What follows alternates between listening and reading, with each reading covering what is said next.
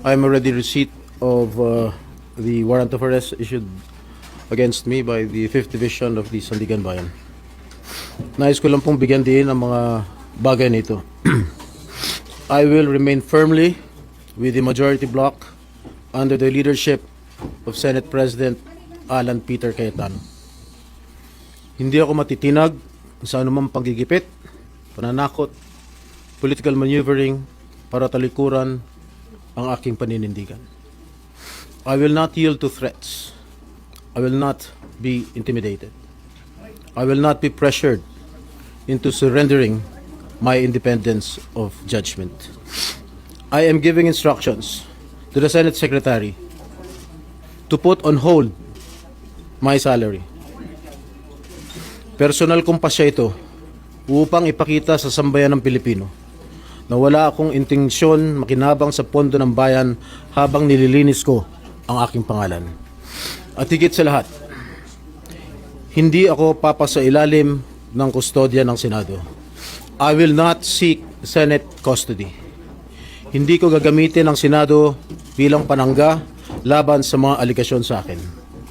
Nakahanda akong ipagtanggol ang aking sarili sa hukuman at hindi ako magtatago sa likod ng institusyong ito upang umiwas sa proseso. Ipagtatanggol ko hanggang sa huli ang aking sarili para patunayan na walang batayan ang mga paratang sa akin. Kalokohan ang lahat na ito. Mismo ang Senate Legislative Budget Research and Monitoring Office or yung LBRMO ang nagsabi sa ombudsman na wala silang anumang dokumento o record na nagpapakita na ako ay nagpasok ng anuman insertion sa 2025 national budget. Ang mahalagang impormasyon nito ay kinilala pa mismo ni dating Senate Blue Ribbon Chairman Senator Panfilo Lacson bilang isang makabuluhang ebidensya na sumasalungat sa mga aligasyong binabato laban sa akin. So how can the office of the ombudsman file a plunder case against me when I am not even alleged to be part of or the mastermind of the supposed scheme? Wala po akong kinalaman dyan. Ngayon ko lang po isa sa publiko ito.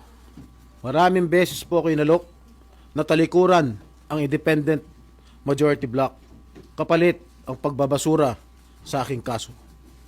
Ngunit, hindi ko po ito tinanggap.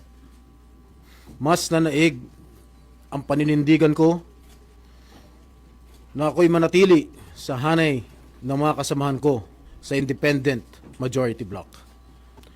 Ngayon kung tatanungin niyo kung sino sila, abangan ninyo ang susunod na kabanata. I stand my ground because what is at stake here goes far beyond my personal circumstances. What is at stake here is the independence of the Senate. This institution must never become vulnerable to external pressure. It must remain free from political coercion, free from undue influence, and free from any scheme designed to weaken its constitutional role as a co-equal and independent branch of government.